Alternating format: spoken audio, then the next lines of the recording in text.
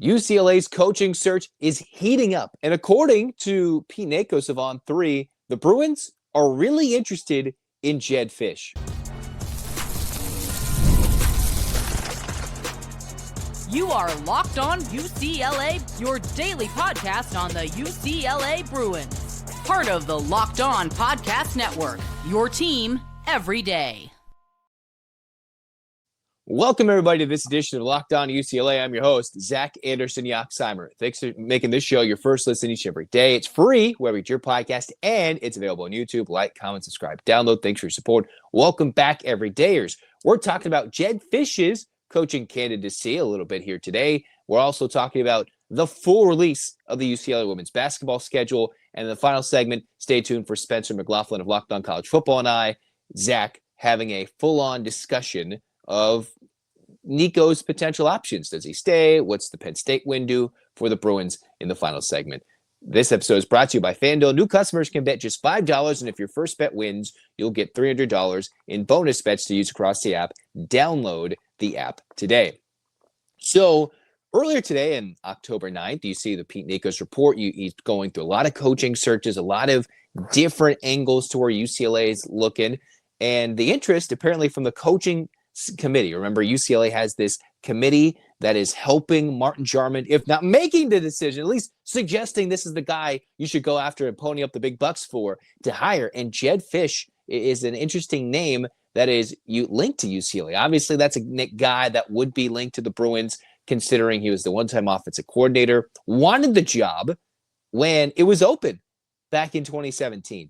And UCLA is like, nah, and then Jedd Fisch goes around, becomes the Arizona head coach, turns around a program that coming out of COVID was winless. Coming out of Jedd Fisch's first year as a head coach was 1-11, then upset a top 10 UCLA just to spite them, while also turning his team into a practical top 10 team the next year with Noah Fifita and Titaroa McMillan. All right, with some NFL talent at the receiver position and a sneaky good young quarterback coming out of nowhere to lead his team to back-to-back wins over UCLA. Then he jumps to Washington when Kalen DeBoer bolts. Last year, not the biggest thing in terms of success, but here's something that's unique about Jedd Fisch. Say we go down this rabbit hole. Say you take all the factors out of it. Say the Bruins go get him. You know what could be coming with him? Demond Williams. And what does UCLA need next year potentially?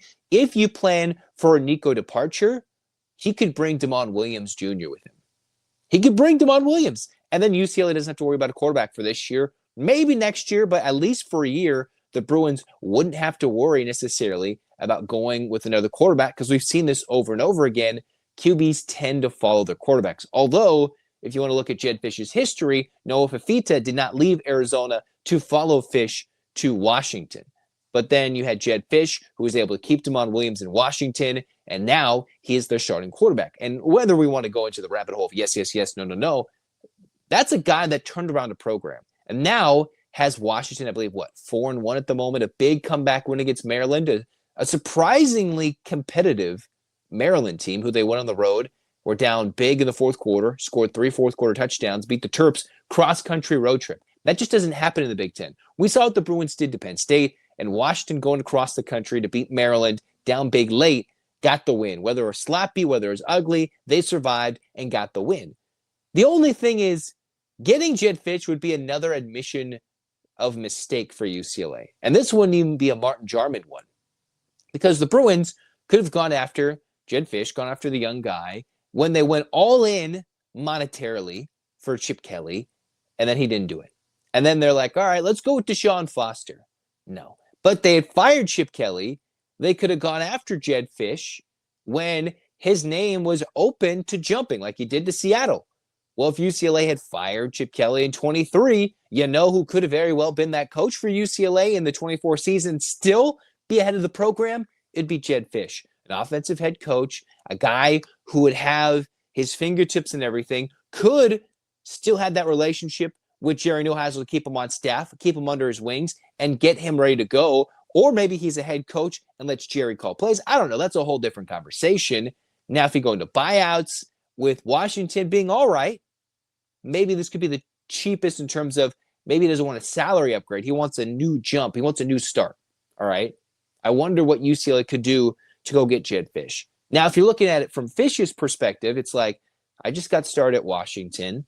If you want a career upgrade, maybe you want that big win in Seattle. And if they had beaten Ohio State, then this would be a huge, huge coaching candidate if you were going to leave after 2 years, or Washington would once again be on the map like they were under Kalen DeBoer.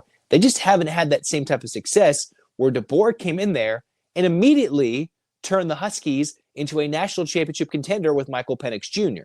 Now, all the talent, all the coaching, everything was gone with DeBoer leaving to Alabama. And now Fisch has to turn around and pick it back up. And it's not the same thing he was able to do at Arizona. He needs a year or two, and maybe he's on the verge of doing that in Seattle, right? You're like, oh, the Huskies or the Husky fan base so frustrated that it's not working out as well. But it took him a couple years before he burst onto the scene with Arizona. And this is a guy UCLA should absolutely consider. Is it realistic? Well, Pete Nakos is putting his fingertips on it, that the committee is looking at it, then yes. But what's going to convince him? What's any different than this and Jonathan Smith? You have programs who in different ways were needing to rebuild. Michigan State, very different reasons. More scandal, trying to build the recruiting. Washington, the cupboard was left bare after DeBoer left. And then you have UCLA, who was in their own rebuild, but that's because Chip Kelly didn't care, left it bare, and forgot to recruit. No, didn't care to recruit. And UCLA didn't want to shell out the big bucks to fire him after they brought him in, and didn't want to shell out the big bucks to go get a new coach that late in the 24 offseason. So if you want to gamble on those coaches the Bruins could have had a few years ago, whether it was Jedd Fisch or Jonathan Smith, or name any head coach from a couple coaching candidacies ago, UCLA would be again making a mistake from the last two regimes, the last two coaching hires, where they could have had Jedd Fisch not once, but twice. Doesn't even want to go here. The bitter factor is a reality. So if he's able to overcome that and wants to live in Southern California and pack out the Rose Bowl, then do it.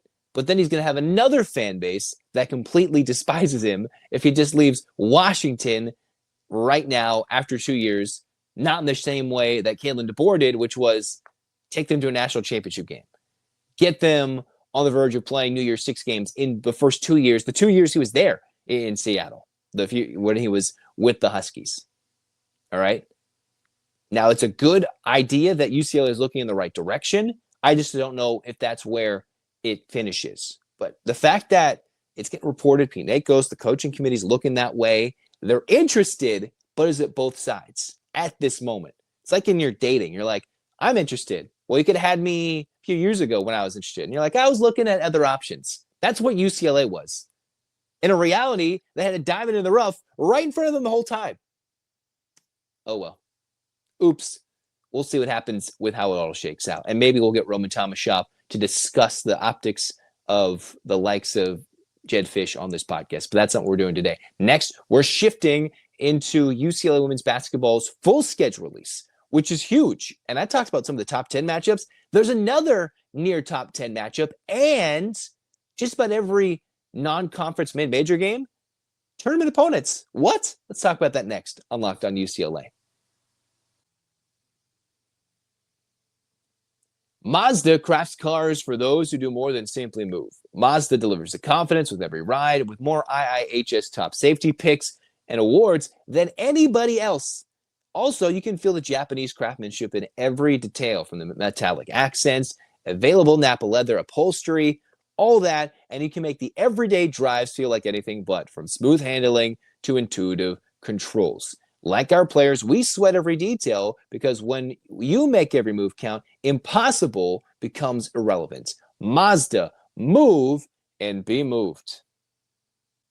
Most people can't name all their financial accounts or even what they're worth, whether it's 401ks, properties, investments. And when you don't have the full picture, you can end up leaving money on the table. That's why there's Monarch Money, an all-in-one personal finance tool that brings your entire financial life together in one clean, easy-to-use interface on your laptop, on your phone, and maybe it's built for the people with busy lives. That's what Monarch is built for. And I got a busy life. I do a lot of things. And my mother nagging at me, hey, what do you do with your finances? What about 401k? What is that, Mom? I'm young, dumb. I don't know what I'm doing. Well, Monarch puts it all together, does the heavy lifting for me. All right. It's like I'm at the gym, I know I'm financially literate. Here we go with Monarch Money, and it can link all the accounts in minutes with clear data visuals, smart categorization of your spending, and finally feel in control of your money, and mostly not have your mother getting on you.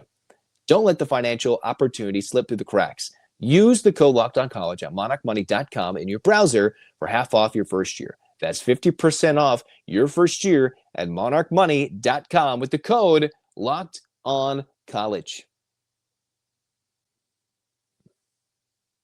Now, I just talked about this pretty recently, but now the official full complete schedule has been released for the UCLA women's basketball team. And I saw Cori Close going out there doing the coach cliches of all our games are big time. You want to come to Pauley Pavilion to see the teams we play.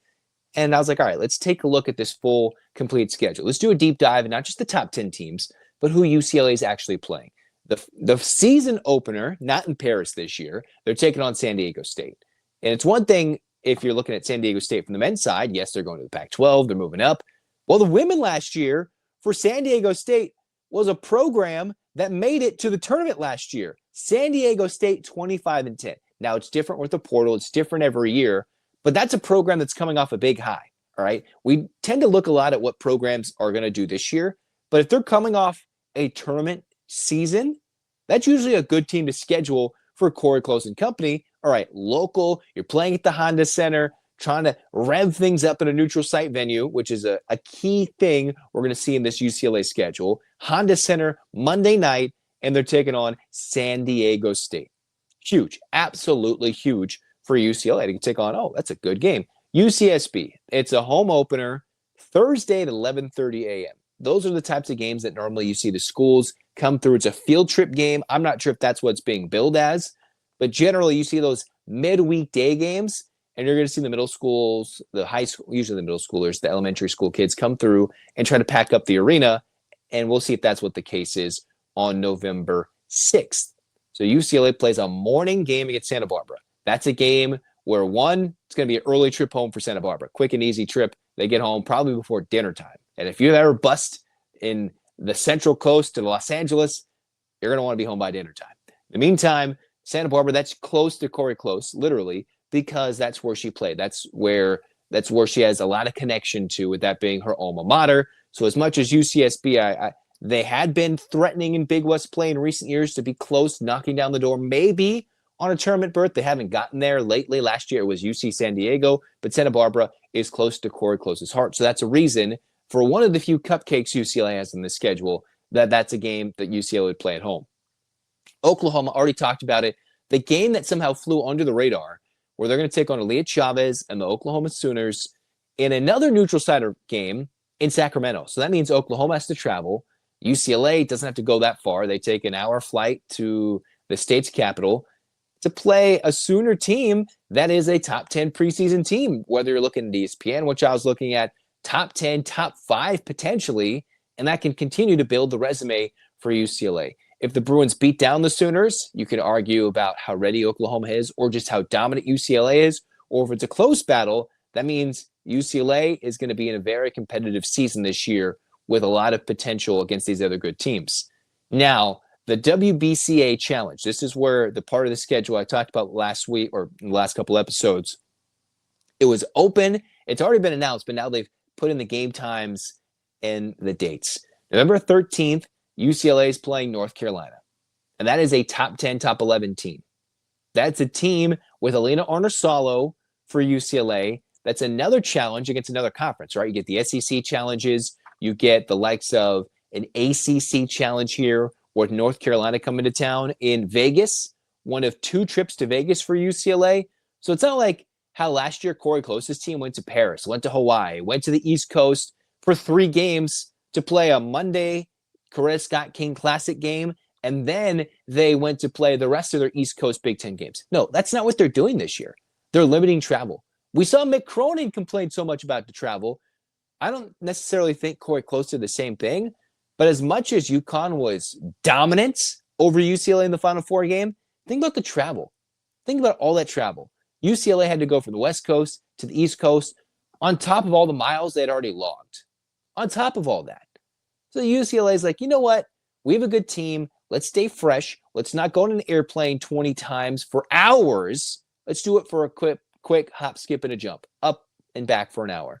Up and back to Vegas. Very simple, easy flights compared to going across the East Coast during the wintertime, which you're going to have to do generally during Big Ten play. So UNC, that was already kind of announced, but now it's official. November 13th, an evening game in Vegas. That's wrapping around that UCLA-Arizona game in the Intuit Dome on the Friday night. So that'll be a big weekend for UCLA basketball. The Bruins, North Carolina, that's another top 10 quality opponent. That's how good North Carolina is. And then they finish that off with USF, the South Florida Bulls. That's in Michelob Ultra Arena in Vegas. So they get a day off. They play the next day at 6 against the Bulls. South Florida, that's a team who made it to the tournament a year ago, beat a top 10 Duke team in the regular season. So that's still another tournament-type team UCLA is going to play. Can't take them for granted. Then you take on Southern. Who did Southern's season end to? UCLA.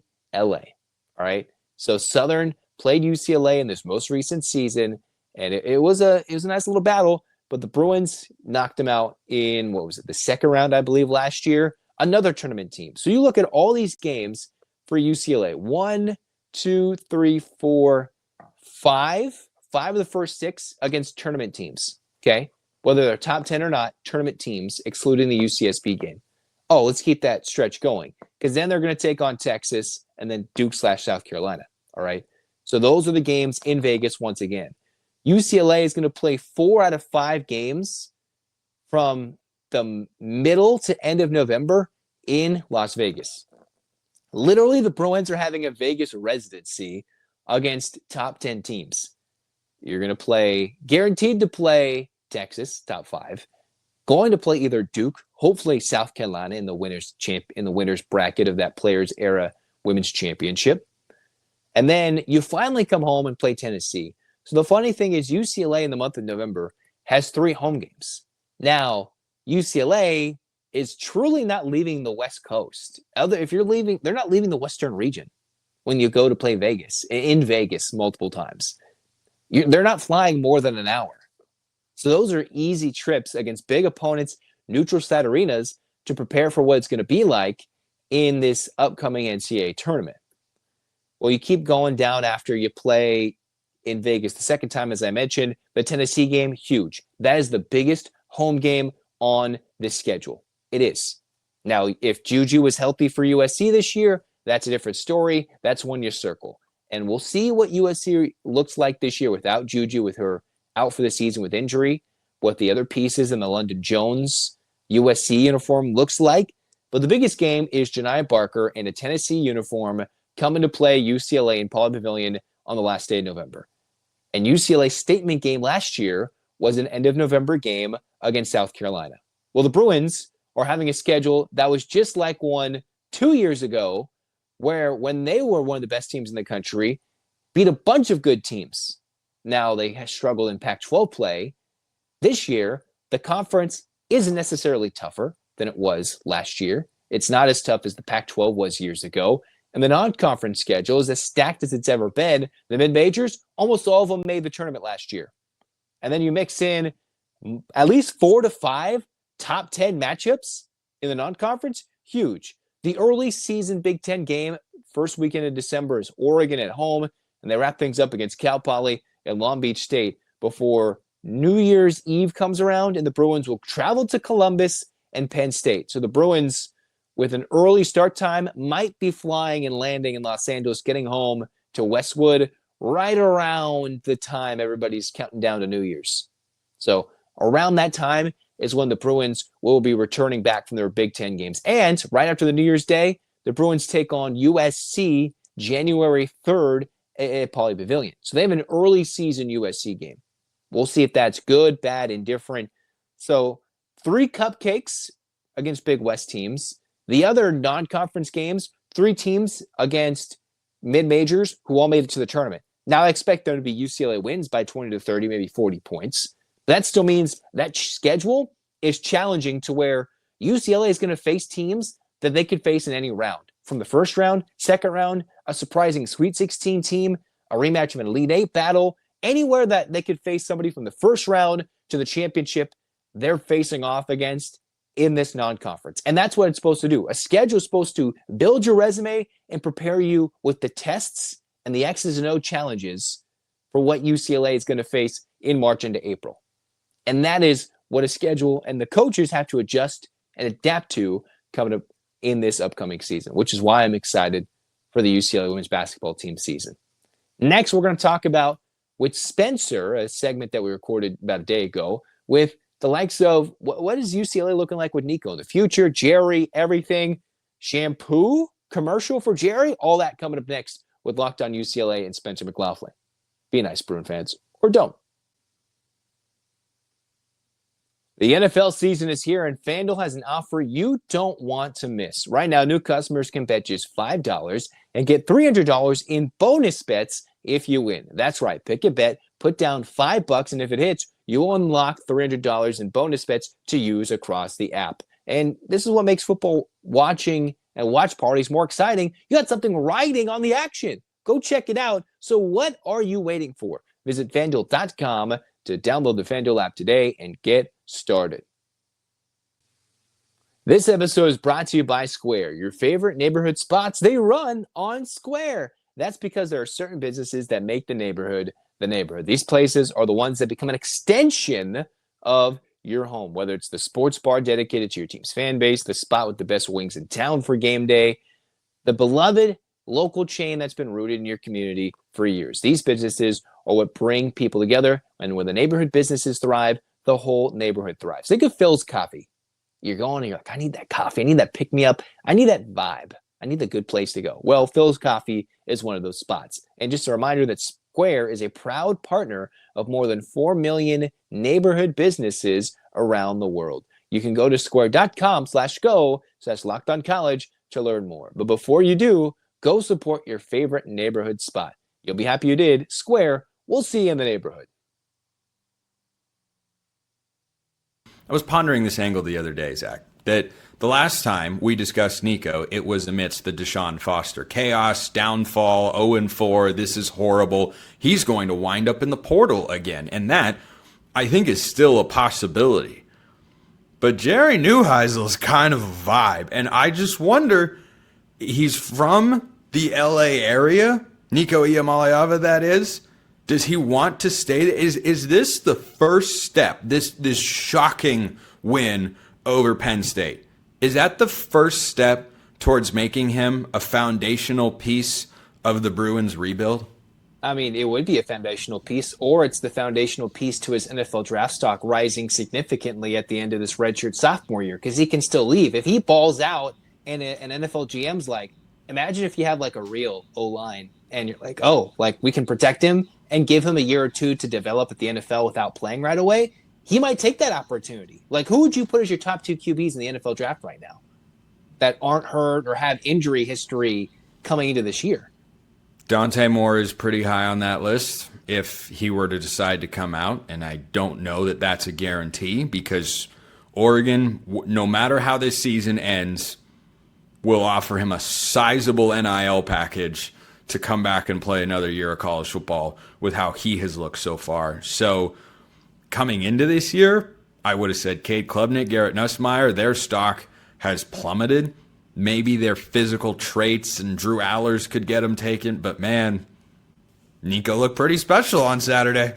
And he's kind of, yes, we give him all the crap, we give him all the criticism, but he's kind of playing as a one-man team in a sense, right? Like, there's not a big O-line, there's not a lot of receiving help, there hasn't been a running game outside of him himself, and I've been critical of some of the throws he's made, but he made some big-time runs. He made that team go, and obviously everybody played a big factor for that game, play calling, offensive line, but he either earned himself an extra $1 million in the portal, he either earned him an extra chunk of change here at home at UCLA, or he might just go to the draft, and I think that's a serious consideration if he plays that well at the end of this year.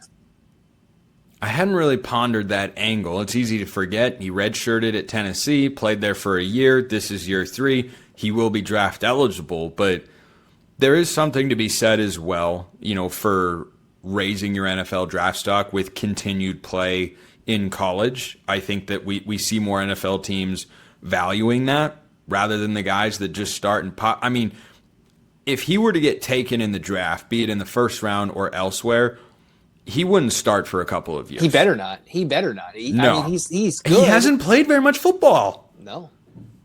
He really hasn't. So then let's say he views the issue as you and I do, that it's beneficial for him to be in college at least next year for his NFL draft potential.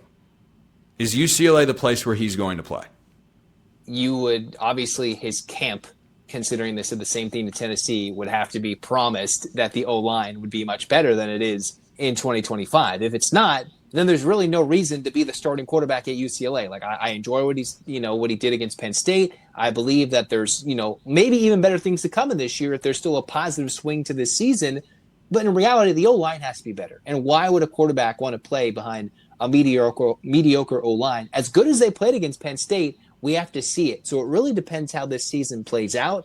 If Jerry Neuheisel and the new play calling, a new wrinkle in the offense, proved that Tino's system wasn't good for Nico, there could be a reason to believe that, Nico could stay. But who's that coach? There's so many interesting factors now with the new window in January. There's a lot of factors here that I would like him to be a foundational piece. I criticize him here, but I'd still like him to stay. I just don't know if that's realistic considering the track record.